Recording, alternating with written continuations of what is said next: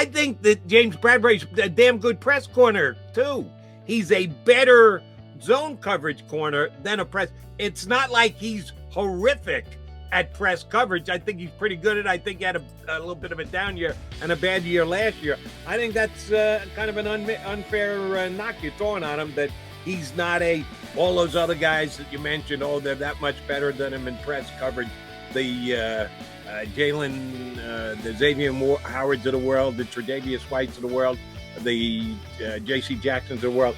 They're better, but not that much better than.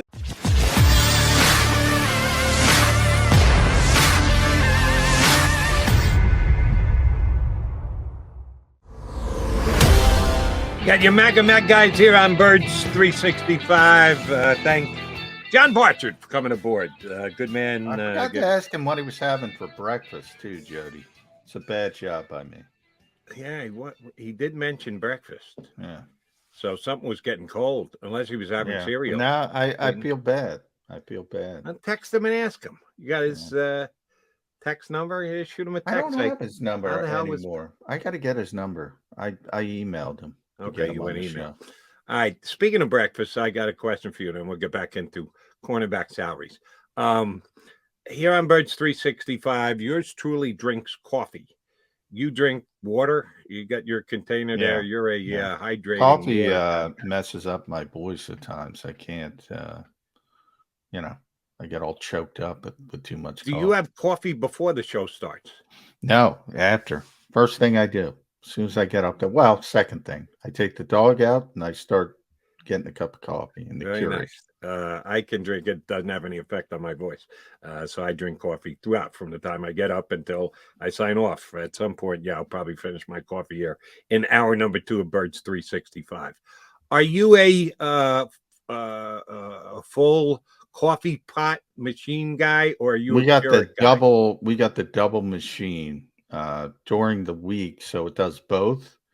During the week, I'm generally a Keurig guy because I don't have time. On the weekend, a full pot of coffee guy.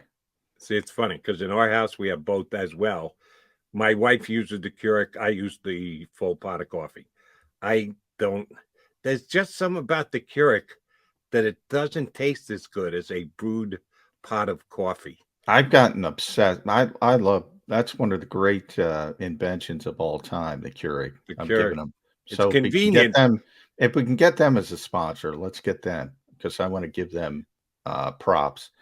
I love the Keurig, and but the thing is, Jody, and luckily my wife is very cleanly. She cleans everything to an absurd degree. You got to clean that thing. I think. You got to clean it pretty consistently, or otherwise you can get, a little downgrade. Both. You got to clean your coffee maker, your pot maker as well, and the Keurig too. But I think you're right. More people might get a little lazier with the Keurig because they're in convenience mode to begin with, and don't want to actually have to do any work like cleaning out the Keurig machine. I'm just not. Maybe it's because I've been spoiled by a really good coffee maker for all these years. The reason I bring it up is I didn't know if I was going to make it back for the start of the segment because I forgot to turn it back on. How many do you use the you said you use it on the weekend. How long does it stay on when you start it, your coffee maker? You mean how long does it stay on after it's done? Yes. No, after you does it stay on until you turn it off, or is it on a timer? It's on a timer. It's about, but you can fix the timer. So you could leave it for a half hour. You could change it to an hour. You can change it whatever you want. If you can do that with my machine, I don't know how to do it. So mine is set for 2 hours. So when I first get up in the morning, make a pot of coffee, have my first cup. At some point before I get on the air with you, I try and turn it off. And you got to wait 10 seconds before you turn it back on to get back to the full 2 hours. I forgot to turn it on and off today. So I went upstairs and there's my last cup of coffee sitting there and it's been cold. It's been sitting there for a half an hour. So I had to go quick to the microwave to at least give it some warmth before I came back on the air. That's why I didn't know I was going to make it back in time. I screwed up my coffee today. Yeah, it happens. And that's why I go Keurig during the week. I got too much the going Keurig, on. you can't screw up the timing of it. You just whenever boom, it's done, it's done. Yeah. That is a major plus for Keurig. All right, back to corners, quarterbacks. Jordy Mack on his continued mission to get James Bradbury into an Eagle uniform. How many safeties right now? And John, the point you made about the average annual value of a contract isn't the be all, end all, tell all, because some contracts have years on the back end that they'll probably never see. And they're written that way for agents to be able to brag as to how big a contract they got for their quarterback. So there are two numbers you got to look at: average annual value and also guaranteed money, which we did as well. How many cornerbacks do you think there are in the league that make over average annual value over $10 million a year? 10? I'm going to go, that's got to be pretty significant number. I'm going to go 20 or so. 22 cornerbacks. Not bad. Make $10 million or more per year. One of which, believe it or not, and this could be one of those quasi not really. And I look at the numbers of the deal. Ronald Darby is still a $10 million quarterback. Ronald's only Ronald's still not 30. I'm pretty sure. Ronald's been around, it seems, forever now. A lot of injuries though, but yeah, he's really talented. So everyone has always kind of paid him on potential more than actually what he's done. But yeah, he got that deal. I think it was 30 million. So I don't know how it 3 year, 30 million with almost $20 million guaranteed. Yeah. 19.5 guaranteed. That's a pretty damn good contract. Yeah. You telling me that James Bradbury isn't better than Ronald Darby? No, I'm not telling you that. He is better. But there's a couple things with corners, and I've said this before. So if you look at that top of that list, I don't know if you have it in front of you, but I'm going to guess the names. New guy at the top, as a matter of fact. Well, yeah, I know number one is Jair Alexander. Correct. For obvious reasons. But I don't think he's number one for fully guaranteed money. But he's number one after overall. But, I know Jalen Ramsey's going to be there. I know Marshawn Lattimore's going to be there. I know Xavier Howard's going to be there. I know Denzel Ward's going to be there. I know Humphrey's going to be there. I know White's going to be there, Tre'Davious White. Slay. I should have said Slay. What do they all have in common? Press corners. That's why, Dave Gettleman got a lot of criticism for paying James Bradbury what he paid him as his own corner. Look, Rasul Douglas, what kind of year did Rasul Douglas have last year, Jody? It was unbelievable. Outstanding. Unbelievable year from a production standpoint and just making plays all over the place. And he got a nice little deal. I don't know if you can find Rasul, but I know it wasn't anywhere near what Jair Alexander got. I'll tell you that on the same team. Zone corners don't get paid as much as press corners. That's just the way the league works. And you can argue it shouldn't be that way. And I think at times, like Bradbury, if you go back to 2020, we're at 2020. Right. He's one of the best corners in the league. I agree with you. He was top 10 corner. Last year, I don't think he was that high, but I still think he was a good player. I still think he was a very good player on a bad team. So I think that hurt him as well. And I think he's a very good corner.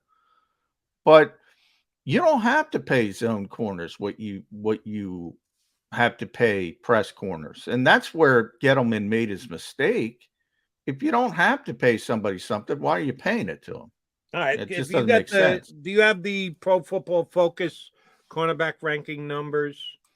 We did this with Bradbury last week, and he was still a top 10 ranked zone cornerback, but dropped off a lot in press coverage. But that I think has a lot to do with the Giants and the kind of defense they play and the fact that they don't get after the quarterback. Yeah, they're as bad as they had a bad year. The Eagles. It's not getting pressure on the quarterback, don't get sacks and everything.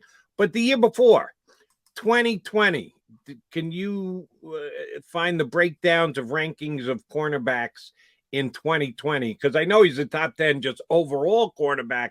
I wonder what the breakout was between press and zone coverage for Bradbury in 2020.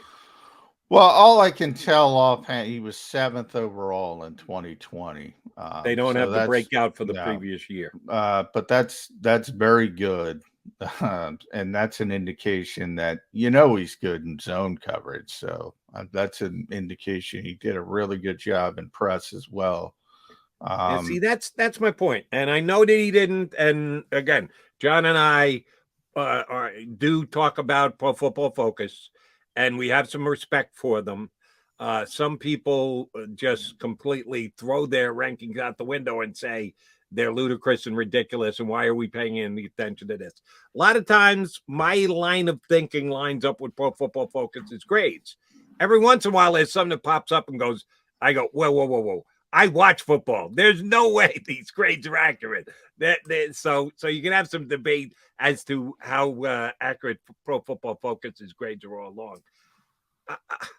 I think that James Bradbury's a damn good press corner too. He's a better zone coverage corner than a press. It's not like he's horrific at press coverage. I think he's pretty good at it. I think he had a little bit of a down year and a bad year last year. I think that's kind of an unfair knock you're throwing on him, that he's not all those other guys that you mentioned, they're that much better than him in press coverage.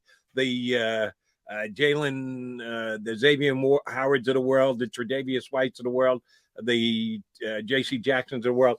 They're better, but not that much better than James Bradbury. Well, I would say the names that I kind of mentioned, which I think are the best corners in the NFL. I mean, the Ramseys, the Wards, the Humphreys, the Lattimores, Alexander, I think is tremendous. White in Buffalo, Slay here. But there are other guys. Byron Jones got paid. He's not that good. Bradbury's better than him. Marcus Peters is a big name who makes a lot of plays, but he's sort of in that Trayvon Diggs modes and the fact that he gambles a lot. So he makes a lot of plays, but he makes a lot of mistakes. And he's another big name sort of press coverage guy.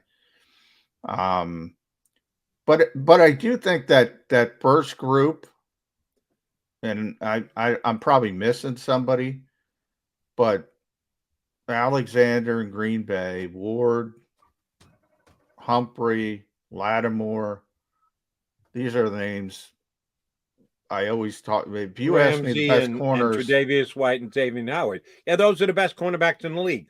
Bradbury's a step under them, but he's not like he's the 35th best cornerback in the league. He's a top 10, top 20 quarter. He's arguably a top 10 cornerback, bottom of the top 10. If he's in the top 10, it's 9 or 10, because those other guys that you just ran down, yes, would all rate above. They're being paid above. They rate above, and I would rate them above.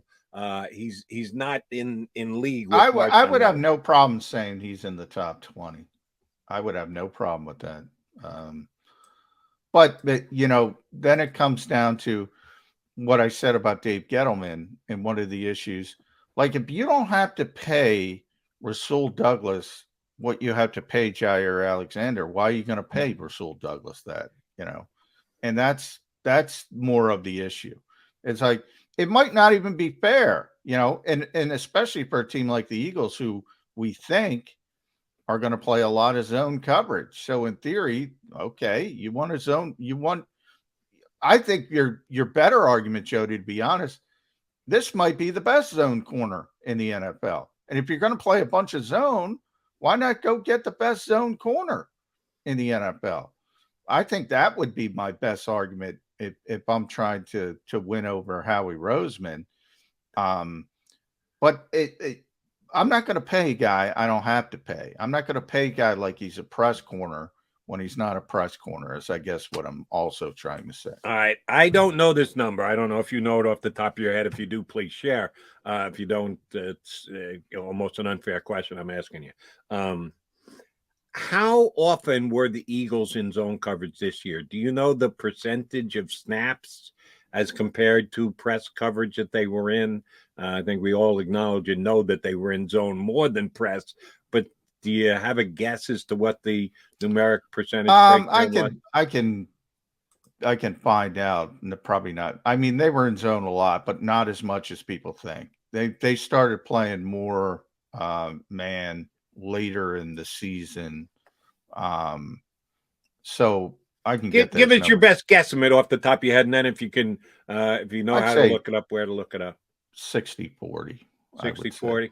Yeah, I would guess slightly higher than that. Don't know if I'd get up to 70-10, but more like 2/3, 1/3, which is just a couple percentage points different. But when you're talking about how many plays do they run on defense over the course of a year, 16 games, 60 plays, 1,000 plays, 70 plays, 17 games, and the playoff game, although they didn't really play the 17th game. Right, a percentage point actually adds up to something when you're playing 1,000 snaps. So I think I would think a little bit more on the zone side than it was. Here's the question you really have to ask. Howie Roseman's got to ask and answer. How much more are they going to play press coverage this year? Was Jonathan Gannon's leaning toward zone because he believes more in zone, or the defense that they had, the players that they had, the results that they had, and you're saying you think he played more press in the second half? I would guess that if that's the case, it's just slight because they had established the fact that they don't get sacks. At that point, you say, well, wait a minute, we got to play more zone because we're not. If we could get to the quarterback and get the ball out of the quarterback's hands that quickly and be able to cover, do you think Jonathan Gannon is licking his chops that he's going to be able to play more press coverage on the outside this year because they're going to get more pressure on the quarterback up front? I've been told this a bunch of times, and the numbers, and I hesitate to give this number, Jody. 71.6% of pass attempts, the Eagles were in zone, 7th highest rate in the NFL. And they played mostly cover 3. But here's the thing, and this is why I don't like that particular statistic. There's so much mixing and matching of coverage, and some of it is, it looks like cover 3 to the naked eye. They used a lot of cover 3 last year, and they're playing mix and match. They're playing zone and man in the same defense. A lot of times, Slay would be responsible for man coverage, and everybody else would be playing zone. So they're going to put that in the zone category. So that's number one. But the biggest issue with the Eagles in coverage, and I've been told this numerous times from the coordinator himself on down, they couldn't stop the run. They couldn't get the run fits. They had to devote 8 to stop the run. That's where Jordan Davis comes in. Like, Jordan Davis is the type of player that they wanted. I talked about it on this show ad nauseum. 0-1 technique. There's a reason I predicted they were going to trade up to get him. I knew they wanted this particular player, this style of player. And I even mentioned the kid from UConn if they couldn't get him, because they wanted this type of player. And they even signed Noah Elise as an undrafted free agent, who's also that type of player, because they want a backup in case anything happens to Jordan Davis. The thought is, the domino effect from being able to stop the run without bringing safeties down, putting 8 men in the box, enables you to do more things on the back end as far as coverage. Now, as far as Jonathan Gannon goes, if you give him Jalen Ramsey opposite Darius Slay, he's going to play more man. If you give him a rookie or essentially a first-year starter like Zach McPherson is going to be right now, if they had to play a game, he's going to play more zone. But as far as what he wants to play, if Jordan Davis is what the Eagles believe he is, they're going to play more man coverage than they did last year. But that's because they'll be able to stop the run. Yeah, and they'll be able to do more things in coverage. That now you're talking about shrinking the percentage significantly, because how much do you think Jordan Davis is going to play? He's going to play at least for the first half of the season and maybe the entire season. He's going to be playing on running downs.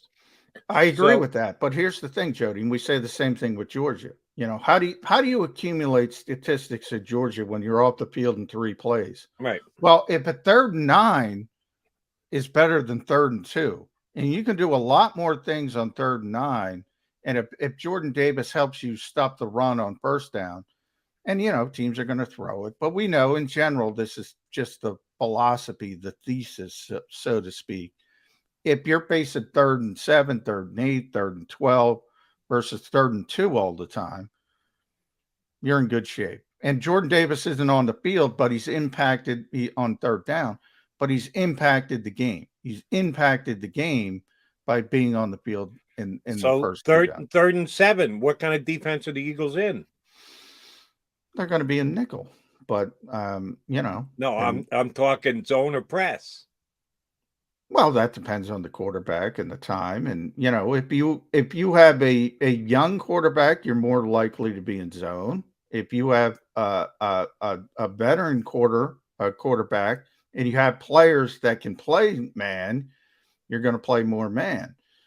So that always depends, and that's Jonathan says it all the time, and he gets a lot of crap for it, but it really is week to week with him. It really is. He's not lying.